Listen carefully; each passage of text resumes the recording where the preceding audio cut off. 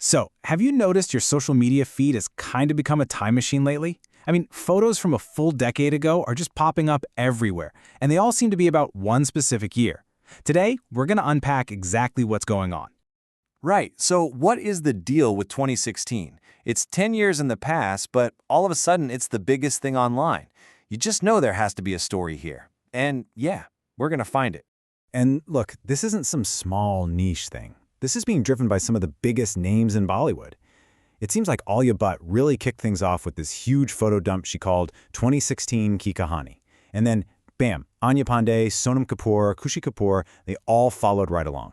It got so big that Janvi Kapoor literally had to ask, why is everyone doing this? Well, Janvi, that's exactly what we're here to figure out.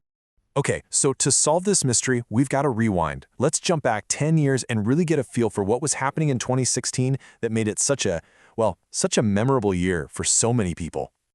So let's just take Alia Bhatt's 2016 as a case study. I mean, wow. Her year was absolutely packed with these huge career-defining moments. She was promoting Kapoor & Sons, she was filming Dear Zindagi with an absolute legend, touring the entire US with the Dream Team, and she even found time to catch a Coldplay concert in Berlin. When you see it all laid out, you can totally see why this year would stick in her memory. And, she also shared some really personal, candid glimpses from that time.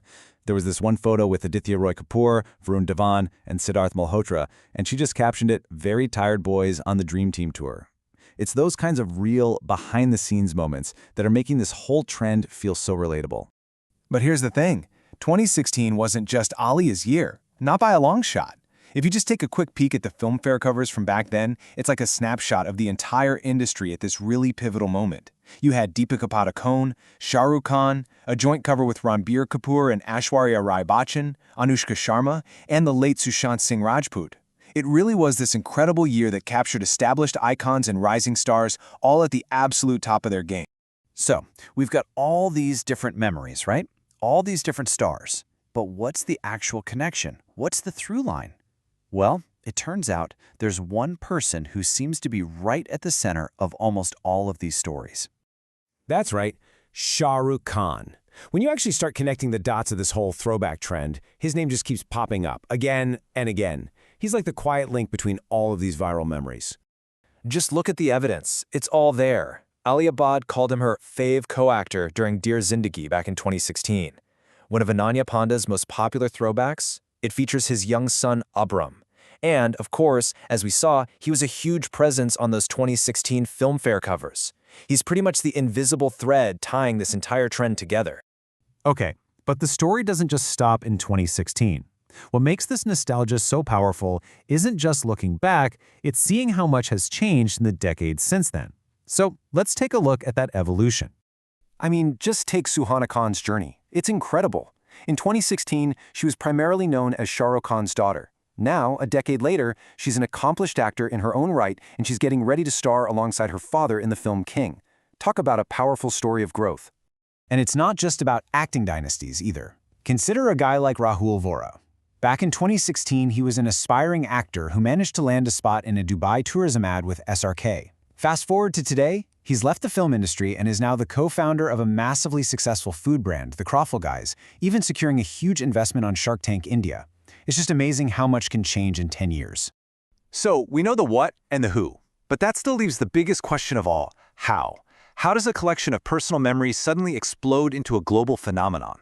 Well, the answer is kind of hiding in plain sight, in the technology we all use every single day. This is really the final piece of the puzzle. Because, it's one thing for a few celebrities to get a little nostalgic. It's something else entirely for that feeling to become a massive, worldwide trend that pretty much anyone can join in on.